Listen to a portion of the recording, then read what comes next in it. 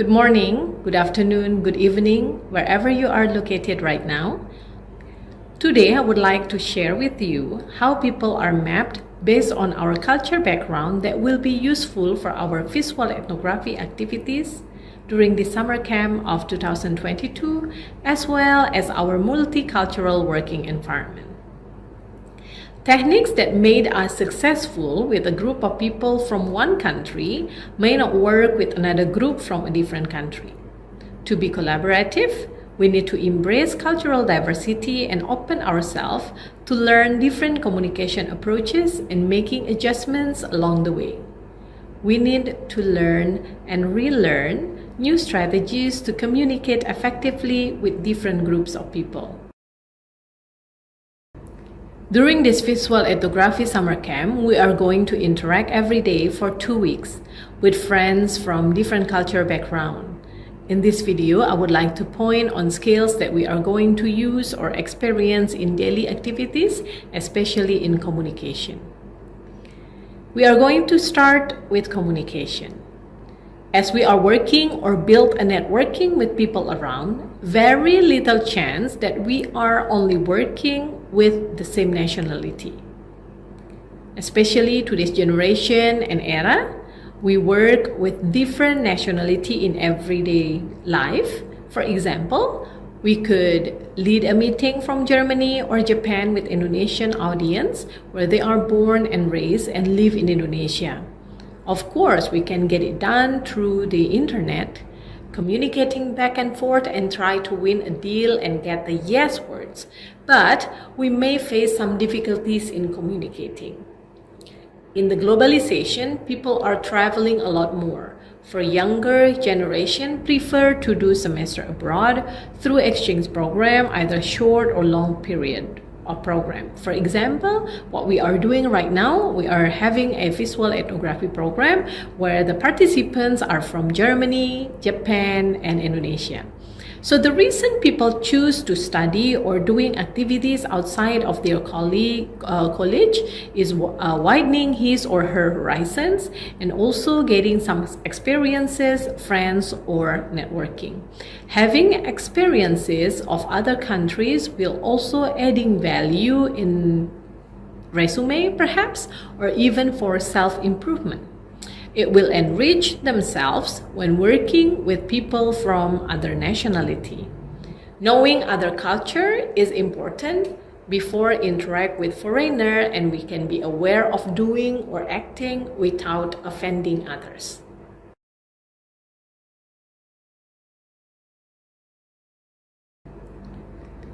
My question now.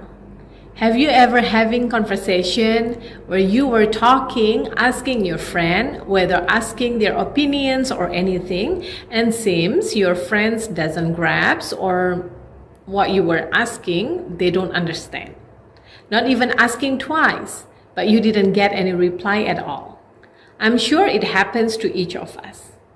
It is called a miscommunication. It leads to confusion, frustration, and even animosity, and we start putting our perception tend to negativity. So if you see the pictures where one person is trying to extending his hand for handshaking, but the other person is trying to respect the other culture by bowing down. So it could lead a frustration because we don't see the same, or we don't feel, we don't think we are in the same pace. So this may cause a miscommunication. So why do we have different way of communicating? Based on our communication culture, people are divided into two communicating language clusters based on how long of history and level of homogeneity impact the communication style. Example, if you see the picture, you see a newlyweds and the couples who have been living together for a long time. So newlyweds on the picture, it's hard to communicate. Why? because two different personalities just trying to get adapted to each other.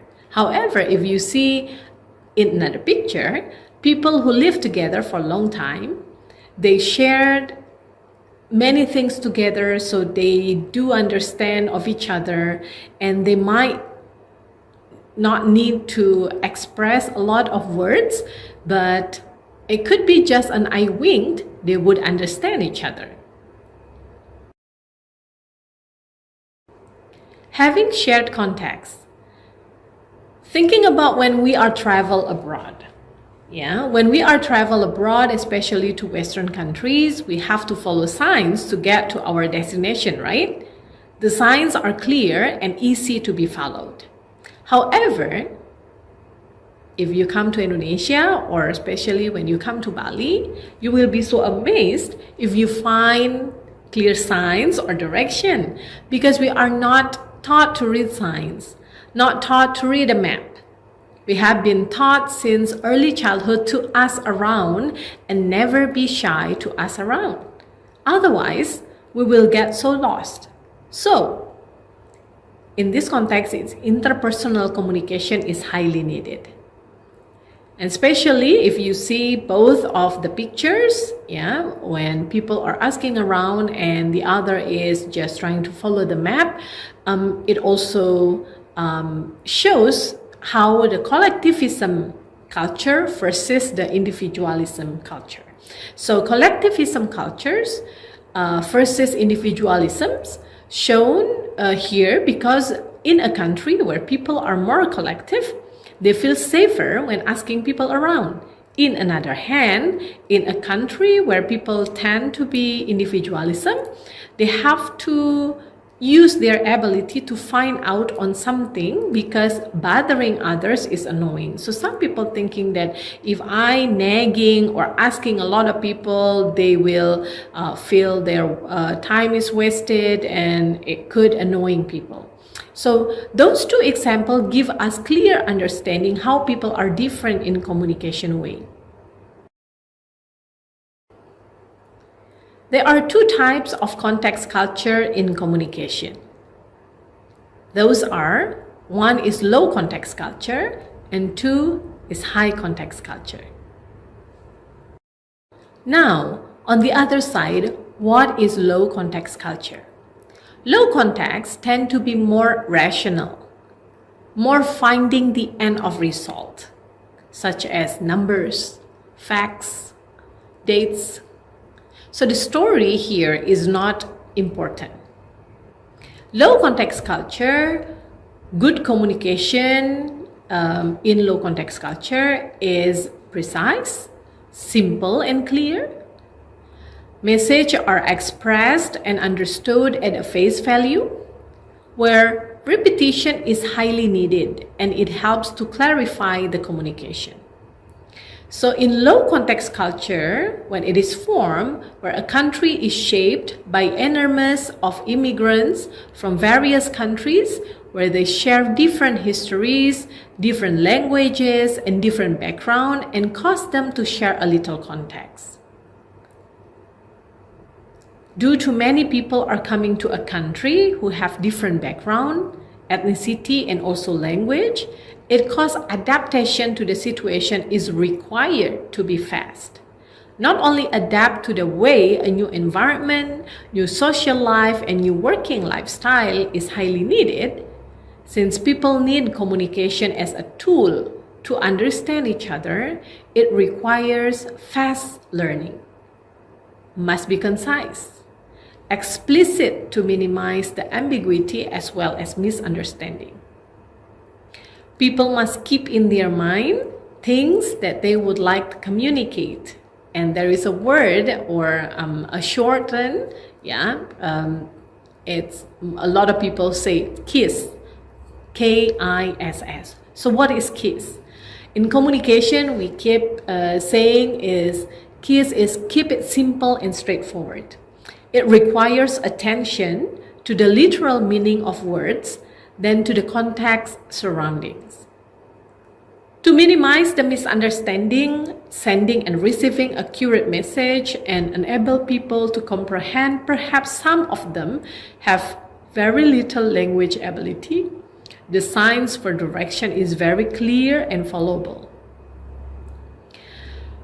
Doing repetition to provide the necessary clarity and making sure persons who receive message know what steps they will take. For example, when you are having a wedding party, you will invite your friends with a card, right? Mention the date, where's the place and what time is going to be.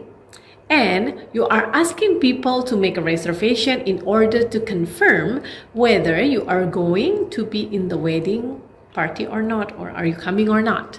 So the good point of the reservation, or in this case, is the repetition. I consider reservation is repetition is good for the brides and groom or even the family member, because they can arrange the wedding better.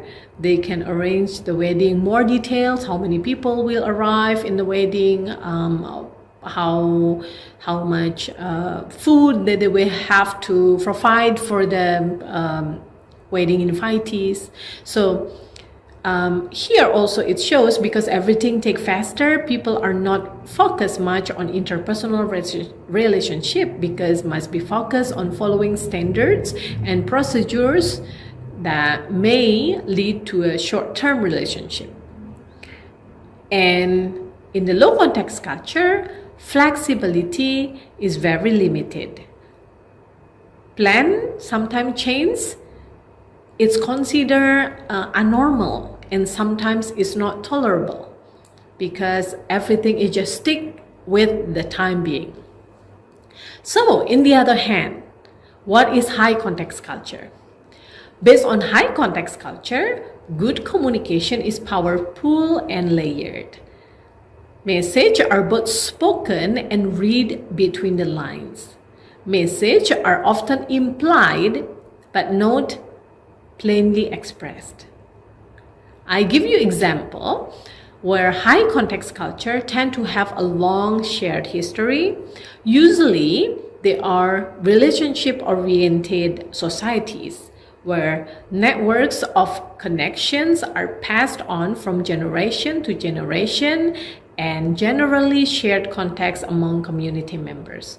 So in the high context culture, it's not something unusual if we know the grandparents of someone, and then from the grandparents, the friendship is passing through to the son or daughter, and then the friendship is passing through again to the kids, and it's continue like that. So everybody knows everybody. In the high context culture, focus on long-term relationships to derive meaning, which makes explicitness unnecessary. Communication is more indirect, implicit, subtle, layered, and nuanced. As for Balinese, when you are visiting your friend's house, they will offer you food to eat. Even in reality, they didn't even have anything cooked yet. So small talks are very important to start conversation, and it shows your generosity to others. Because being generous is one thing that we in high context society value. The third one is nonverbal cues. So like tone of voice, eye movement, gestures, and facial expressions are having great meaning in communicating. Signs are not well seen because people tend to prioritize asking others to get it right direction. As I mentioned earlier, how the collectivism people and individualism people, they value collectivism and individualism. So true intent of the message is not communicated verbally and is often left to the interpretation of the individual, which requires contextual understanding and reading between the lines. In other words, verbal message is indirect, often talking around the point, and requires shared culture context to carry meaning.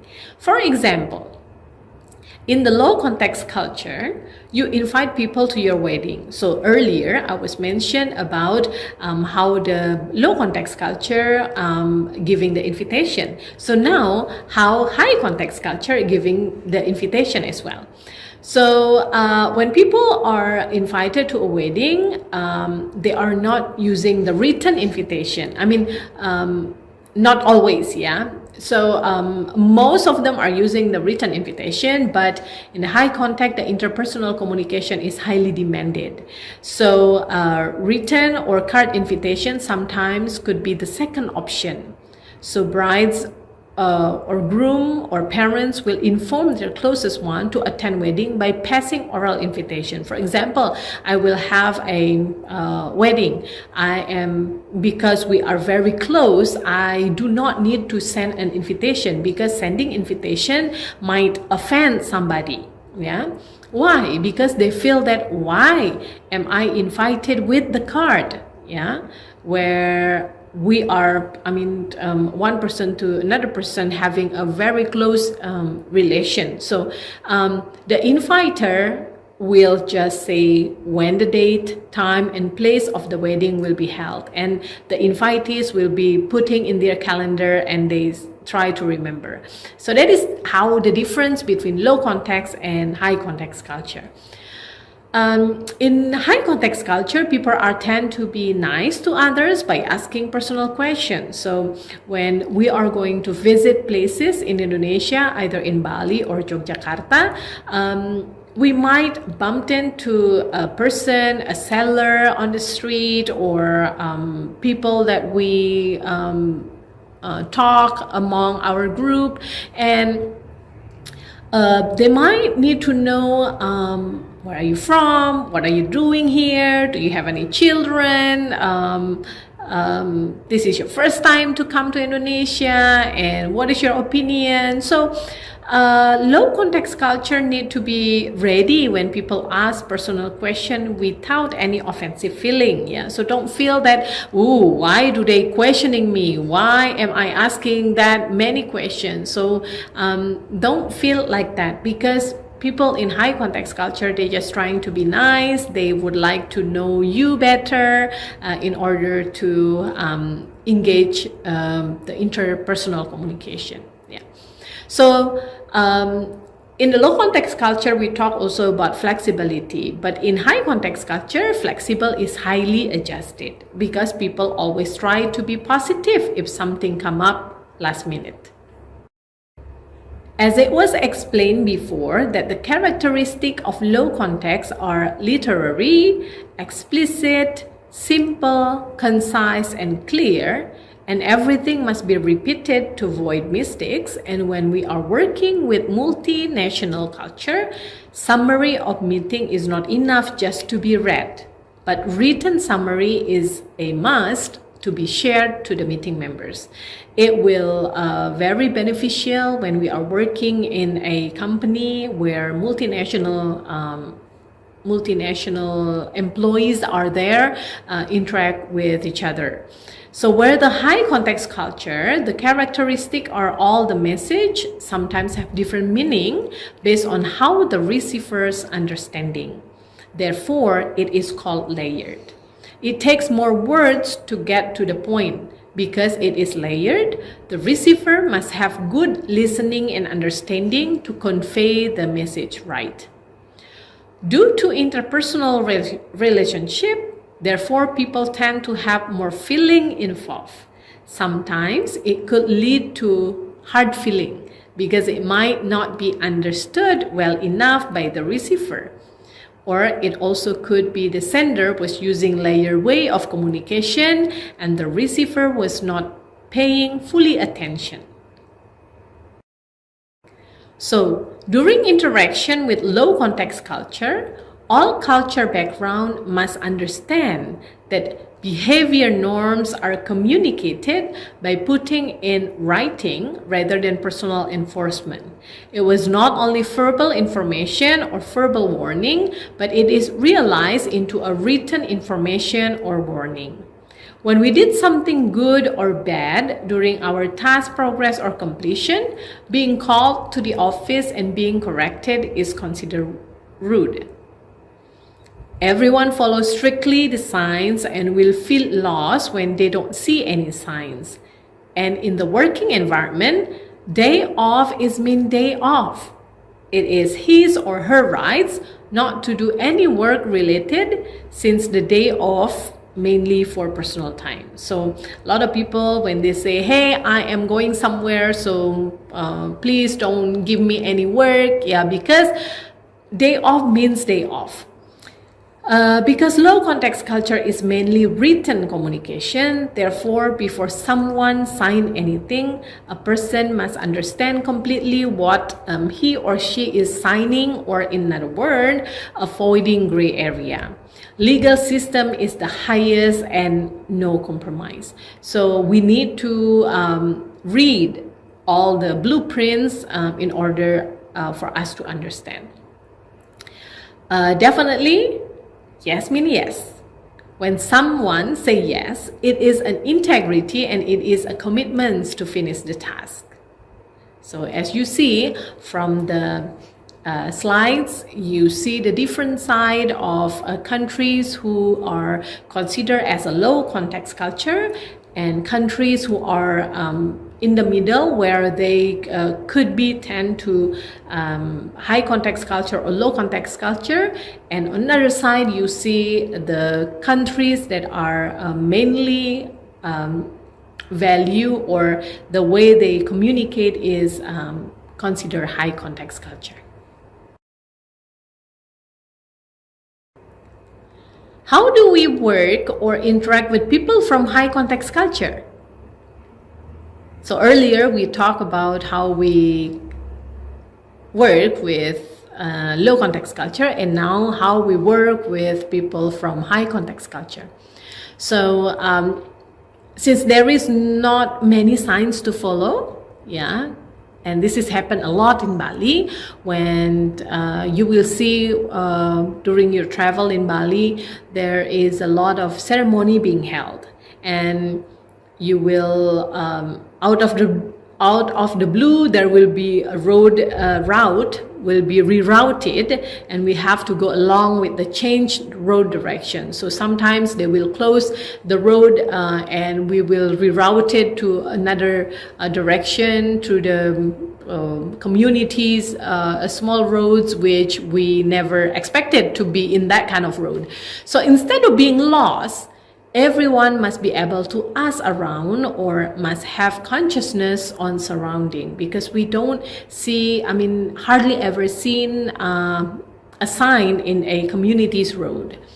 So in the Eastern culture, especially in the working environment, when we are working in the company, being called to the office and being corrected is a normal procedure, and especially in Indonesia. It is advisable to discuss any kind of matters privately, especially if the matters can harm one's dignity. So causing shame and humiliation to anyone is not acceptable. An act of helping one avoid getting humiliated is judged as kind and very well-mannered action. So people do not like to be exposed in the public. Yeah, so if we are in the working environment, we do something wrong and we expect somebody to correct us, and is not going to be corrected in front of other people, but the high context culture will prefer to be set aside and talk privately. So in high context culture, sometimes talking about working days, day off could mean working, people is demanded to have their job done as priority, and it is one of the responsibility and loyalty. So even though you give your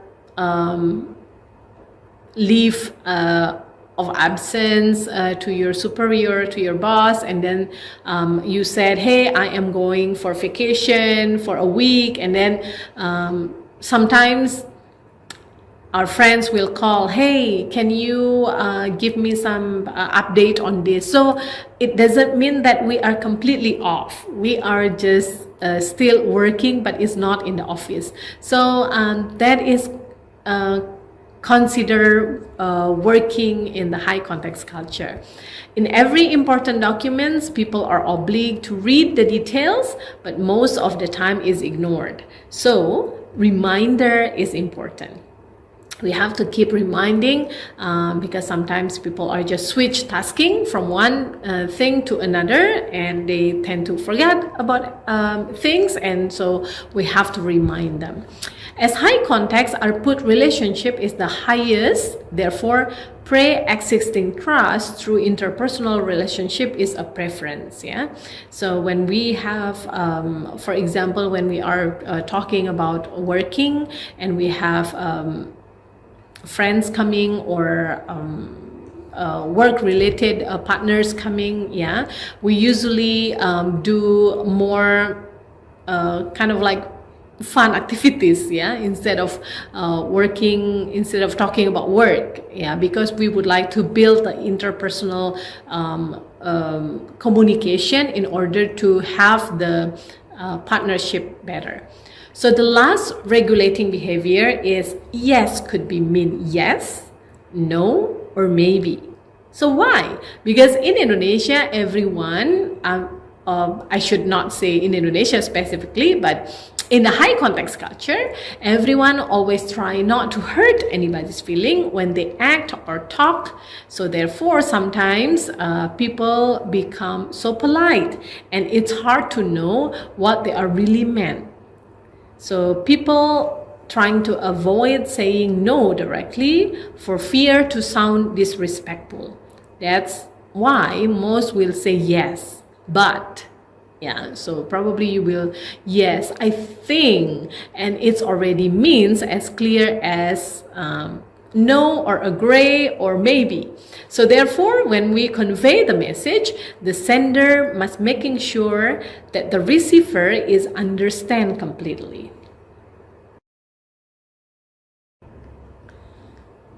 During the summer camp, we will interact with people. We will go to many places and interact with communities either in Bali or in Yogyakarta. So there are some things that we have to keep in mind. The first thing in communication also, how do we address people?